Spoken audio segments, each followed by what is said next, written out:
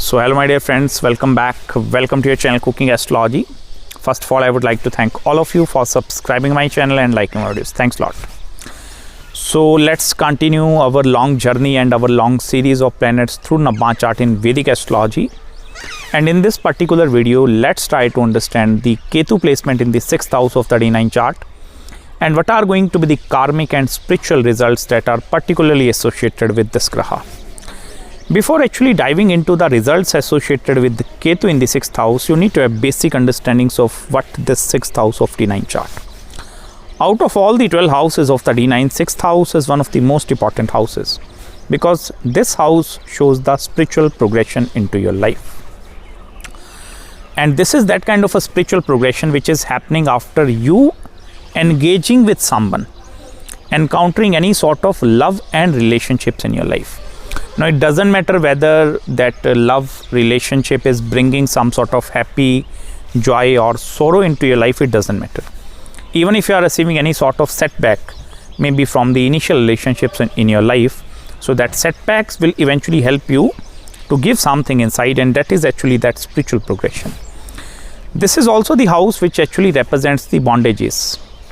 Bondage means the bondage between two people. In Hindi, we call it as a bandhan. So it's a husband and wife bondage, like you are destined to be with someone in your life.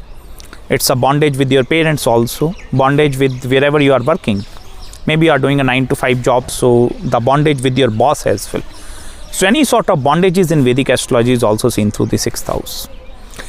Even this house also represents the disease aspect, and this is the combined disease aspect which is encountering after marriage. Now, for example, the husband is having some health related issues, and because of that health related issues inside the husband, the wife is also suffering. So you see how that karmic connectivity is going to be present up there, how the health of one person is going to actually impact the other person as well. So in this way, we can also see whether there are going to be some sufferings coming from the health aspect from your spouse or life partner or not. Even 6th house is also the house which actually gives you a lot of financial freedom also. Directly opposite is actually the 12th house, and if the cluster of planets are actually posited in the 6th and the 12th house, specifically in the D9 chart, this is actually going to give you more and more materialistic progression and the more and more spiritual progression at the same time. But let's actually try to understand what Ketu is exactly going to do in the 6th house and why Ketu is actually going in the 6th house of the D9 chart. See, first of all, as soon as Ketu is in the 6th, Rahu is in your 12th house, it means there is going to be some strong bondages or some karmic connectivities which are associated with particular places actually. It's locations, it's destinations I'm talking about. It may be you born and brought up here, then you move to this city, then you move to that city, and then you get married to that city. Now, when Ketu is actually going into that 6th house, it shows the movement, constant movement in all that multiple locations, or your life is somewhat going to be revolving around and around and around and that kind of circumstances. Ketu is also the planet which eventually help you initially to gain a lot of spirituality into your life. But this is not going to be considered as a true spirituality because Ketu in the 6th house only going to give you spirituality if you are always on a path, specifically on some sort of a destination, or if you are moving ahead into your life. Because if there is no list of goal in front of you with this Ketu, I'm talking about spiritual goals here. I'm not talking about materialistic or business goals, spiritual goals. Now, if there are certain spiritual goals in front of you, maybe I'm going to spiritually see myself 5 years after in this position. I'm going to go towards maybe Char Dham Yatra or some spiritual destinations. I'm going to explore that places. Or maybe I will go towards my kulja, my temple and these kind of things. Or maybe I will learn Vedic astrology. This will also going to give you spiritual progression. So if you are going to have that definite goals in front of you, Ketu energy have the capacity to elevate you completely. But on the other hand, if for example there are lack of direction in your life, and that part is specifically happening if the D1 chart, if Ketu is getting conjunct with major planets in your chart, or Ketu is getting conjunct with your ascendant 5th house, then this is going to create that lack of direction or like the lack of purpose also. But in the D9 chart, Ketu have the capacity to give you progression. This is the spiritual progression, and that is also going to give you direction at the same time. Now the difficult part with this Ketu is when it comes to the relationship aspect actually, because whenever this Ketu person is first initially going to engage with the outer sex actually, suppose the male is looking for females or the female is looking for males, so as soon as Ketu is entering that realm, Ketu tend to feel little bit confusion. Like, what is this thing? Why I'm feeling that sort of attraction towards opposite sex, or what exactly this thing is happening? Because these people having that Ketu is just form of energy. So from the psychological standpoint of view, Ketu will not be able to understand that part very easily. And that is where Ketu tend to research these things, not in the external side, but in the internal side. Like, why I'm doing these kind of things, why I feel certain level of attraction towards that particular area, maybe towards that particular woman or that particular male as well. So Ketu represents that attraction factor, will eventually help you to find the identity, the self-identity, which is actually present inside you. Now that self-identity in your life is also coming through the other people, because here you are going towards that opposite sex, and in order to understand why I'm doing that kind of a thing, Ketu is going to give you that internal spiritualism. And that is the core significance of the Ketu in the 6th house. This is also a very great placement if you want to go into any field of scientific studies related to psychological development also. Any field which also represents a strong level of healing. It may be Reiki healing also, it may be any other healing capacities. So healing is also particularly seen through this Ketu placement. Even if this Ketu is in conjunction with some benefic planets like Jupiter, Venus, then I will tell you, your capacity to actually give or showcase your inner knowledge in front of other people is actually going to become very easy.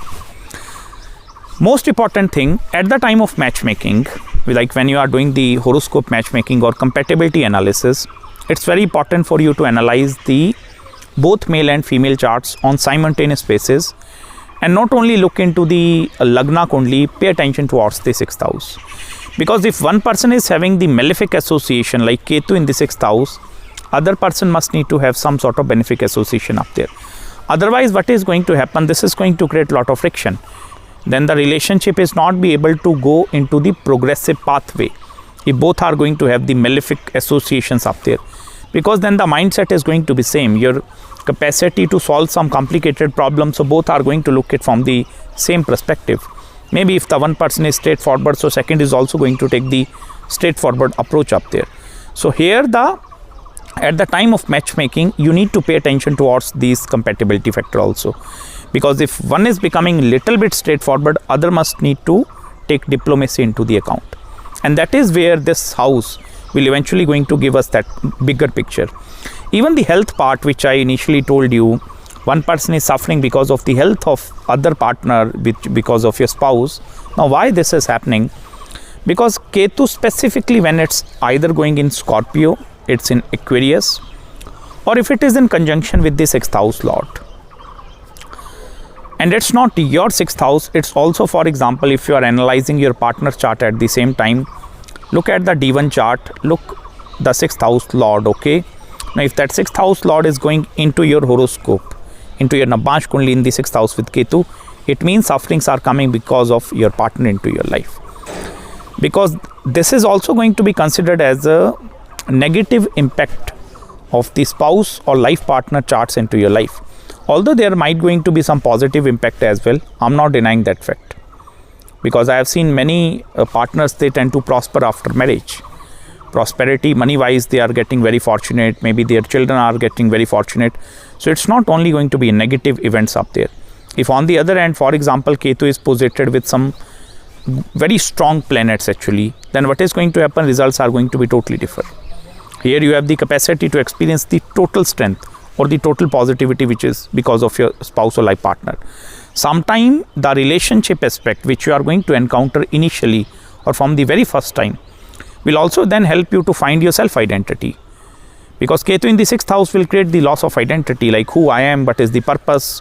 Because these people are very researcher, they want to research or deeply dig inside them how our brain, mind, psychology is working. And that is where the evolution is going to come from the other people. As soon as they start interacting, engaging with other people, that is where Ketu tend to feel its energy. Even one more important thing, if you are having this Ketu in your 6th house, I humbly request you people is to not stay in one particular place for more than 3 to 4 years actually. Otherwise, you are creating some jamming of energy up there. It become very difficult in the activation of specifically 6th house and even the 12th house where Rahu is posited. So if you are even experiencing maybe some level of failures or setbacks into not only relationship but also career, even from the business standpoint of view, I request you to change places more often. As soon as you feel like that, okay, I'm totally stuck up there, immediately make a decision to change place. It's not necessary you are maybe moving abroad or going towards foreign country. It may be some little change of place in your life actually have the capacity to give you great momentum into your life. So I hope you have gained some deep insights with regards to Ketu placement in the 6th house in this video with me. If you are having any queries, any consultations with regards to your Ketu placement or any other planetary alignments, you can please contact me at my email ID. If you require any marriage, business or spiritual consultation, do let me know. I will try my best to get back to you as soon as possible. Till then, feel free to subscribe my channel below. Make sure to hit the like button if you really enjoyed this video.